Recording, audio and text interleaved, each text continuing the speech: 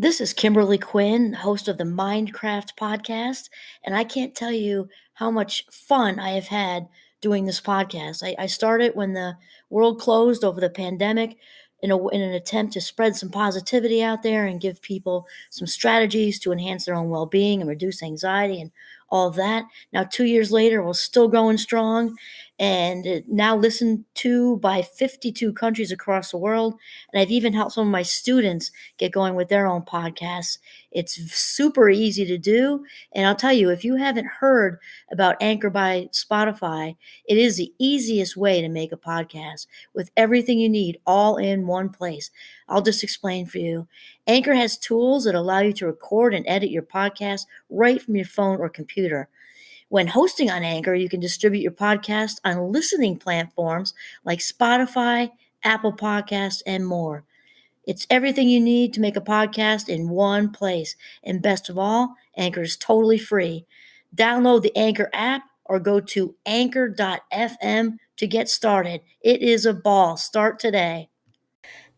Greetings, Minecrafters, and welcome to another hopefully interesting and hopefully stimulating discussion, another Minecraft discussion. My name is Kimberly Quinn, and I am very thrilled to be here with you on this morning, on this gift of another day of Life Minutes for us to talk about embracing your own generativity as a superpower. Now, and right away, before I even get going here, I definitely want to do a shout out to Susan Krauss Whitburn, who writes for Psychology Today, because she was my inspiration for this morning with this. And that said, I want to, it also is bringing me to a place of thinking about balance, because we're talking about generativity, giving of ourselves, putting other people first, which is so important.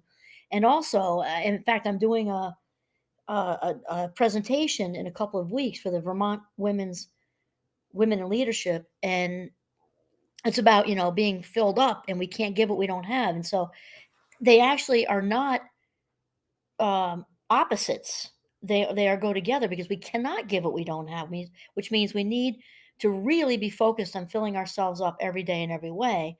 And that said, we're not talking, when we do that, we're talking about filling ourselves up authentically, also, so that we are also able to give to other people without being depleted ourselves. It's kind of like we're channeling all this energy and love and kindness kind of thing.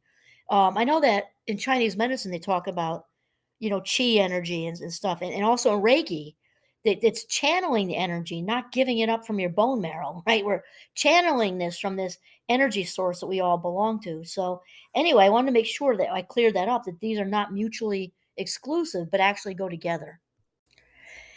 And so Susan says, we often imagine that putting others before ourselves is a sign of weakness, but research suggests it's actually a stealth superpower. The most generative people have better long term well being than others. So this is also very Gandhi, right? So when, Gandhi would say, super paraphrased, if we're not feeling well, we're not experiencing wellness, we're blue, we're down, he'd say, so get up and go do something for somebody else, put somebody else, focus on somebody else, kind of get out of your own head, go hold the door open for somebody, go, if you see somebody struggling carrying groceries, go help them, or even a more planned something like helping out a soup kitchen, or just with a total stranger. This also, neurologically speaking, leads to a dopamine fix, which is maybe the universe's, the higher power, God for me, or source, or whatever. Maybe it's the universe's way of kind of pulling us out of ourselves into doing good things for others. I don't know. And so Susan says it's often thought that feeling good about yourself derives from being able to look back with pride on your accomplishments, no matter how modest or grand. This focus on individual happiness is often referred to as eudaimonic well being. I actually do a whole class on this in Minecraft 2, the second Minecraft, about there's actually a good article there that I'm just thinking of in my head about the eudaimonic treadmill. You're trying to keep up with that. So here goes. But there's another type of well-being that may be more important. Generativity, based on the belief that it's important to care for others, specifically the next generation. People high in this trait are able to put themselves second, and research suggests it is this cohort who feel more profoundly fulfilled as they progress through life.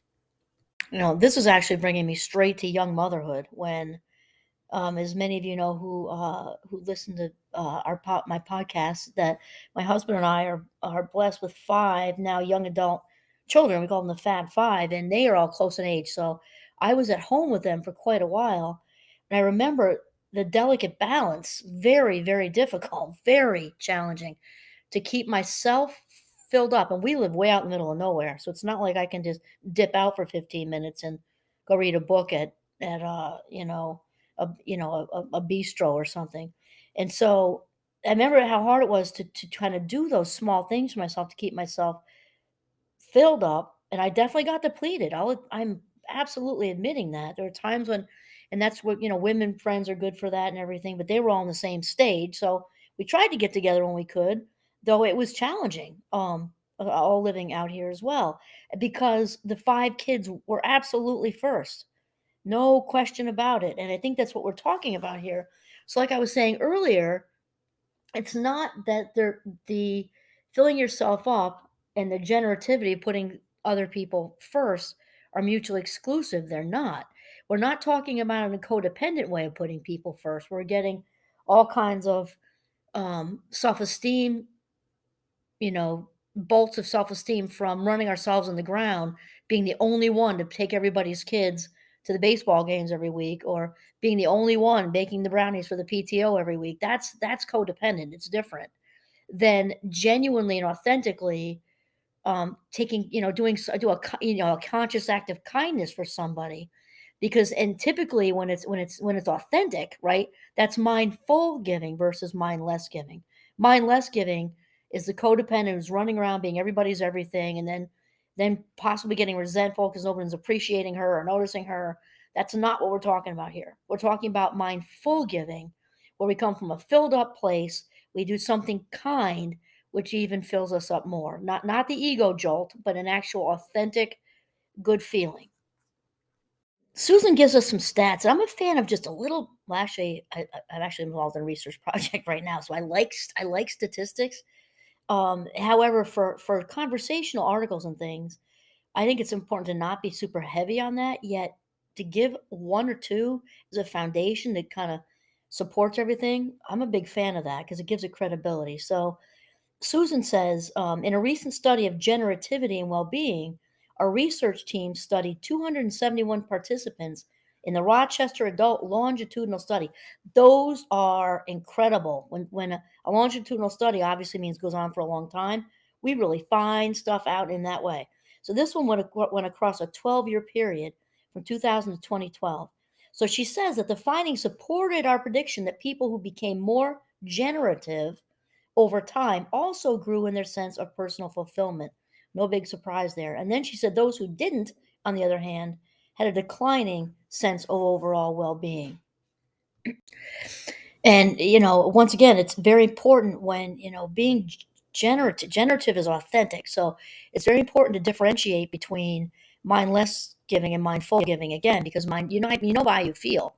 And of course, there's a dopamine fix when we do something nice for someone, though mindful giving, you'll have this authentic, you won't feel depleted. You'll feel filled up, not in the ego way, because that will pass rather quickly, but just, and the main thing is you won't feel drained. Somebody, again, who's running around people pleasing all over the place and rescuing, they get drained, resentful, they're not noticed. The authentic self doesn't need any of that because she feels whole and complete. Not that we don't enjoy feeling, hearing nice things and people liking us, but the person who's authentically giving doesn't need that. She can keep cranking along, doing good things for people without feeling depleted, resentful, and unnoticed.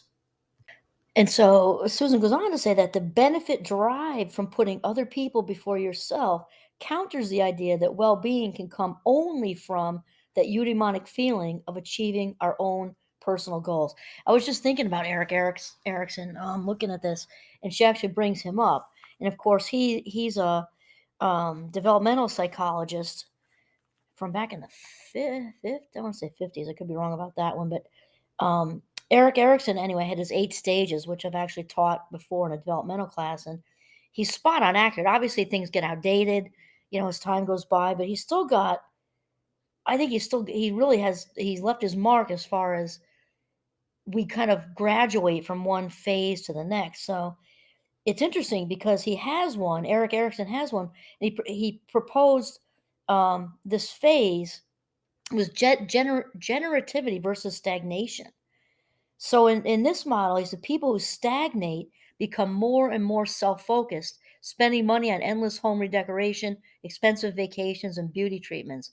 It may seem counterintuitive that the best way to feel good is not even to think about how good you feel, but our study suggests that it lies in a very different type of pursuit.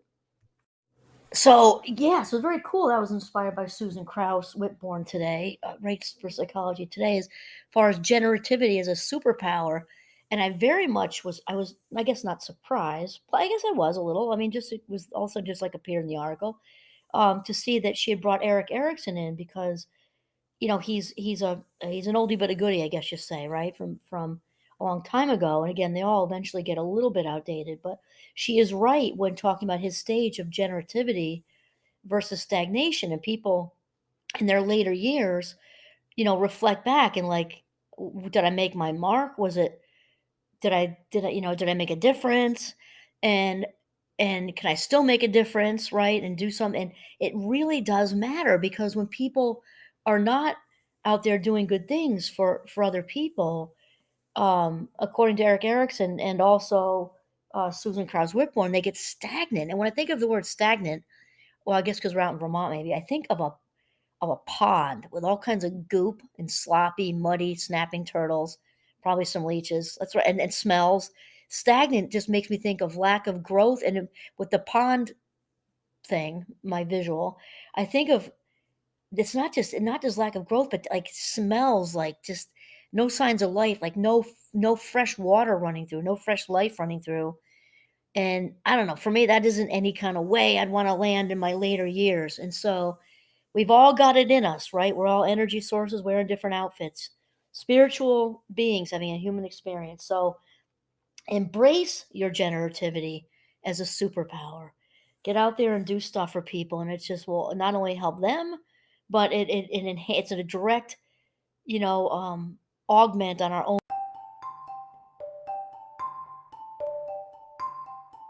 well-being. And then, as Susan stated, there have been a gazillion studies, especially that the very famous, also longitudinal study, the famous Harvard study, talks about from a positive psychology perspective, those who live the longest lives also have very strong positive relationships, and obviously generativity can only further enhance this because it's all about connection, right? And so there you go. Embrace your superpower of generativity. This is Kimberly Quinn signing off from the beautiful northern Vermont. Have a mindful, very generative day.